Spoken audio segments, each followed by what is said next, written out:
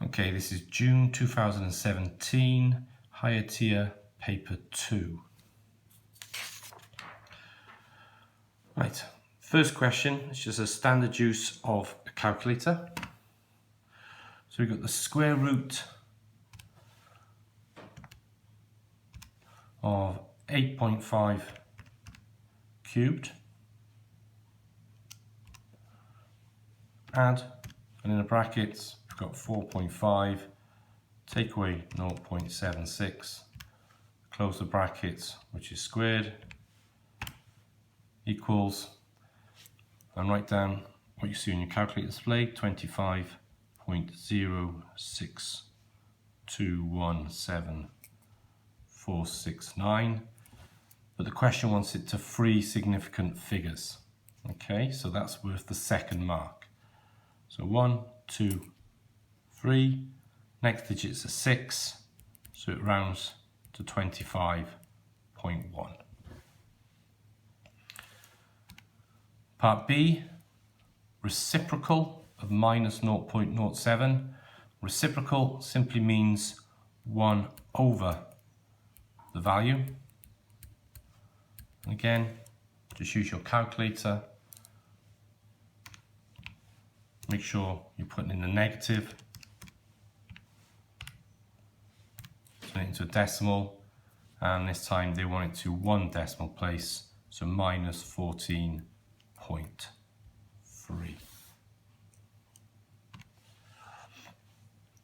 Question 2, we've got a question about a triangle. We've got the 3 angles marked in terms of x, and we need to show that it's not a right angled triangle.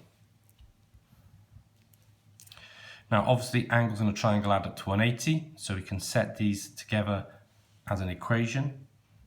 3x minus 2 plus the 5x minus 9 plus the 2x plus 1 equals 180. Now that will get you your first mark. See that? Simplifying it, 3x, 5x and 2x is 10x. Minus 2, minus 9, minus 11, plus the 1, minus 10 equals 180. So that would simplify it. To solve the equation then, add the minus 10, gives us 190. That would be our second mark. Divide by the 10 here, x equals 19, our third mark. So now we know what x is, we can substitute into each of these to work out their value to show that none of them are 19. So if we start off with our 3x minus 2, so 3x minus 2 becomes 3 times 19, take away 2. Again, we can just work that out on our calculator and you'll come up with 55. Doing that correctly is going to give you a method mark. Completing it for all 3 gives you the final 5th mark. So the next one, 5x minus 9, so 5 times 19, take away 9. Again, just type that into your calculator, it gives you 86. And for the last one, 2x plus 1, so 2 times 19, add the 1, gives you 39. And again, we can see then none of them are 90 degrees, so it's not a right angled triangle. So therefore, not a right angled triangle.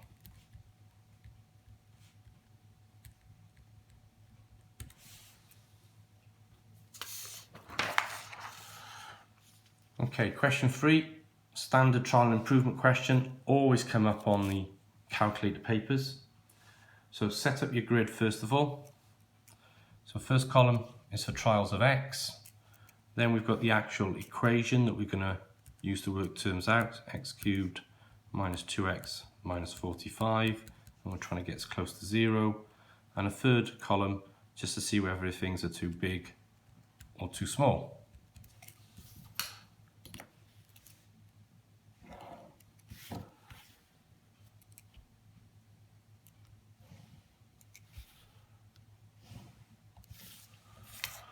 Okay, now we're told it's between 3 and 4, so we always start with halfway between that, which is 3.5.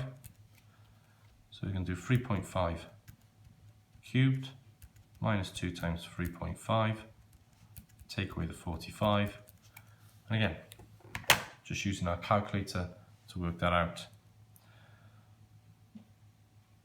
So 3.5 cubed, take away 2 times 3.5, take away the 45,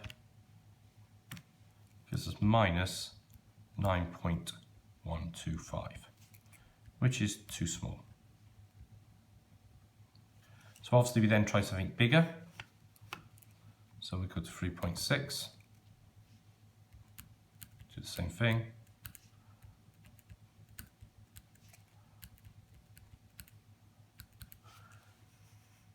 Now on your calculator, to save a bit of time, you can just scroll through and change those 3.5s to 3.6s.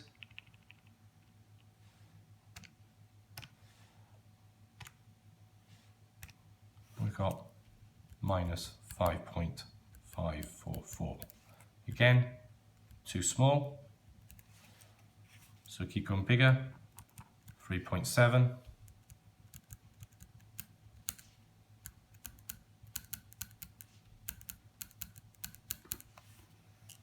Again, just scrolling through our answers, change to 0.6 to a 0.7.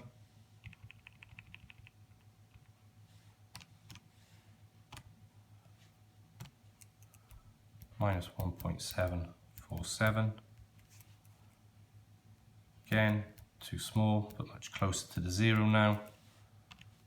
So we now go to 3.8.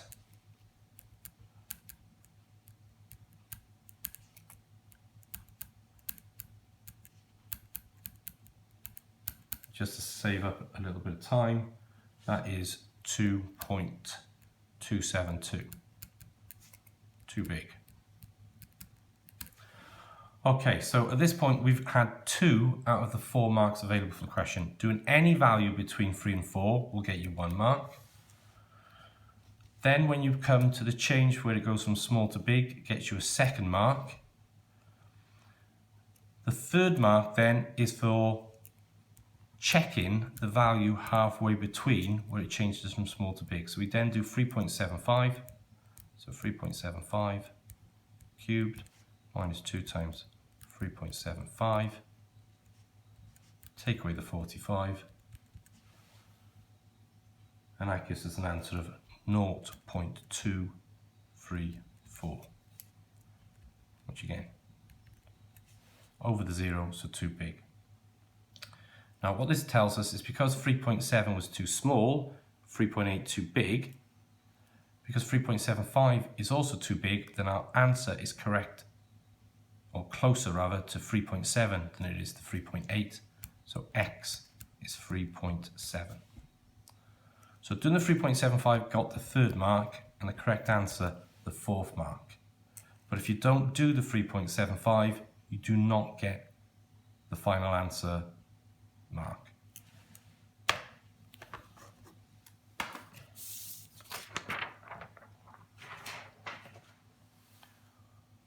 Okay, question 4. We've got a right angle triangle.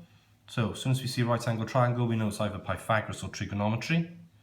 But here, because we don't know either the angles, or we're not asked to find the angles, we know it's about Pythagoras. So we want to find the length m to n, this side here. Just label it, I'm going to call it x. And then we need to write down Pythagoras' theorem for this triangle. Now x is one of the shorter sides. This is our hypotenuse. So if we're finding one of the shorter sides, that means we're subtracting. So x squared would be 16.9 squared, take away 6.5 squared. So calculator, 16.9 squared, take away 6.5 squared, we've got 243.36.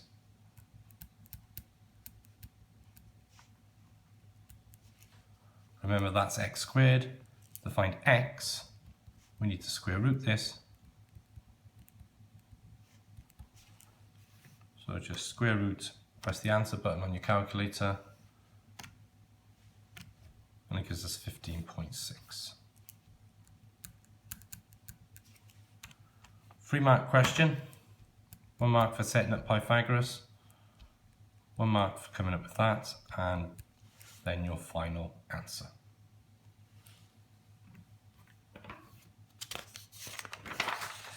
Now, question 5 is construction question.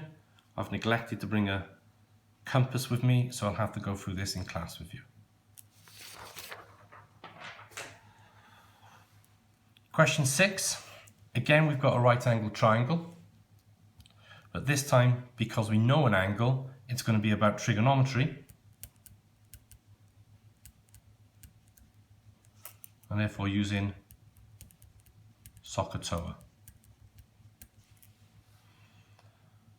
Now, we want to find the length QR, here, QR. So again, I'm just going to label that X.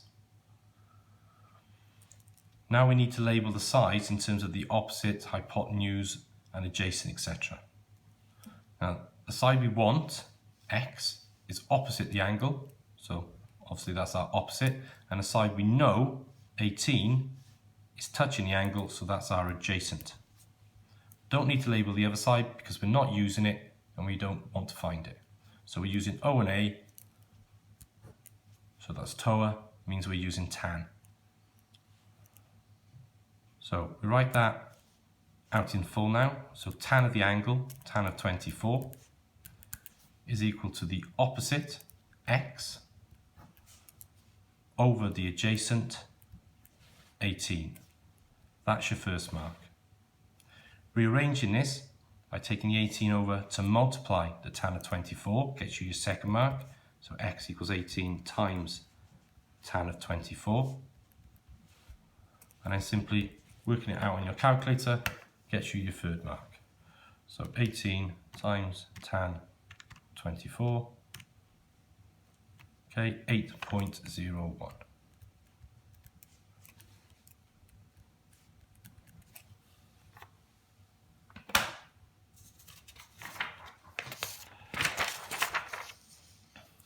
Right, question 7. In question 7 we've got a probability tree diagram. Quite unusually we've only got one part defined. All this has been completed for you. But what we know, of course, is these branches should all add up to 1. So if we've got 0.45 and 0.25 already, that adds up to 0.7, which means the final branch must be 0.3. Now, in the question, it's asking what's the probability that a player will select a black ball. Now there's 3 ways to choose a black ball. They could choose one from box A, so box A and then black, or box B and then black, or box C and then black. Okay, so we need to work out the probability of each one of these options first, and then add those 3 probabilities together. So the first one, A and black. Okay, so we're using the AND rule, 0.45 for A times 0.7, 0.45 times 0.7 is 0.315.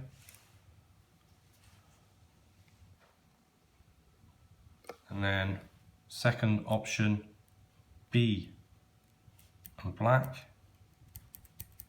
So B, 0.25 times 0.4.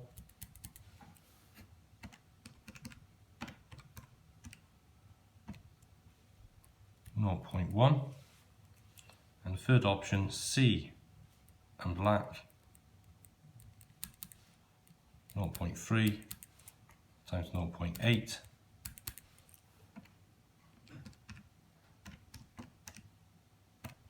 is 0.24. So finally then, because it's this option or this option or this option, using the OR rule, we add those 3 probabilities. So 0.315 plus 0.1 plus 0.24, and adding those three together gives us 0.655.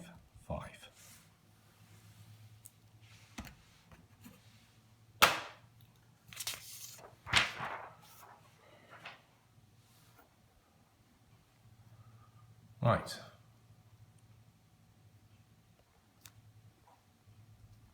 Just need to move this over a little bit.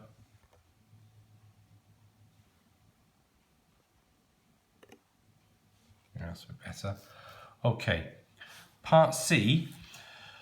So if a large number of people play the game, approximately what fraction of them would you expect to choose a white ball? So we're still on the same question. In the last part, we found that choosing a black ball was 0.655. So if you don't choose black, you must be choosing white. So if you take that away from 1, so 1 take away 0.655, 0.345. So which one of these fractions is closest to that? Obviously it's 1/3, which is 0.3 recurring. Right, question 8. Some algebra. 2 on factorising, 1 expanding. The first one, there is a common factor. So this is going into single brackets. X is the common factor. That comes out. You need x squared then to make the x cubed. And minus 5 to make 5x. Second one, expanding double brackets. So this is using FOIL. First, outer, inner, last. So for the first terms, we've got 2x times x, 2x squared. The outer terms, 2x times the 4, 8x. The inner terms, minus 3 times the x, minus 3x. And the last terms, minus 3 times 4, minus 12. That will get you 1 mark, and then simplifying it by combining this middle pair will give you the second mark. So 2x squared hasn't changed, but 8x take away 3x is 5x minus the 12, and that's your second mark. Now C, when you have to factorise a polynomial like this, we're going back to double brackets like we had in part B. So obviously we need x in the front of each bracket to multiply to make that x squared. We then need to find two numbers that will multiply to make minus 28 and combine together to make minus 3. So options for 28, we've got 1 and 28, 2 and 14, 4 and 7. Okay, now the only one that's going to give you a 3 is the 4 and 7.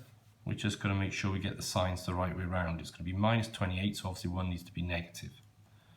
Now, because we've got minus 3 in the middle, our bigger number needs to be negative, so that needs to be minus 7, and that will be plus 3.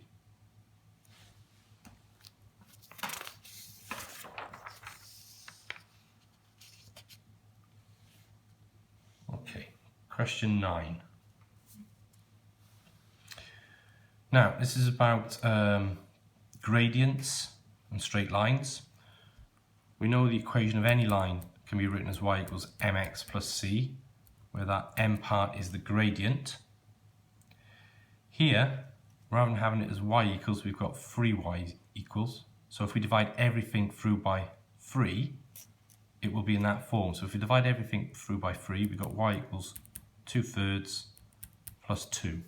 So we're looking for a line that has got the gradient of 2/3. So if we divide through by 3 here, again, we're going to get y equals 2/3 x plus 7/3, but that's the intercept, it's irrelevant. So this has got the same gradient, so straight away it's this one. Here, this would be 3 divided by 2. Divide by 3 here is going to be minus 2/3, so same size but different sign, so it's not the same gradient. Same with this one, 2 divided by minus 3 would be minus 2/3, so it would be different. And this is minus 3 over 2. So it's the first one that's parallel. Now in part B, similar idea, but this time we want to find a line that is perpendicular. Now if lines are perpendicular, what that means is if the first line is perpendicular to the second line, then the gradient of the second line is minus 1 over the gradient of the first line. It's the negative reciprocal of the original gradient. So here our gradient is 5, so the negative reciprocal of that would be minus 1 over 5. So we're looking for a line with a gradient of minus 1/5. Now, this is a gradient of a fifth, but it's not negative, so it's not that one. This is a gradient of 5, not that one. Same applies here. This is negative, but it's negative 5, whereas this minus x over 5 is the same as a gradient of negative 1 over 5. So it's this one.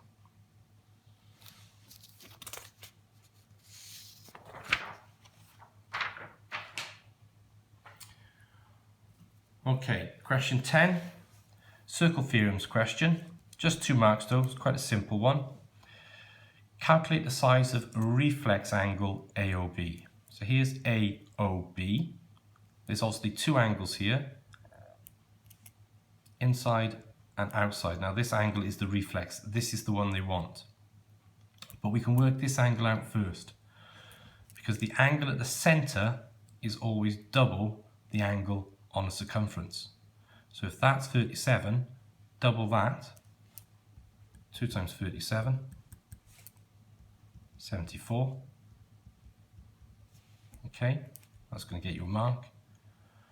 And then the angle we actually want, the reflex angle AOB, well obviously these two make 360, so the reflex angle AOB would be 360, take away that 74, which would be 286.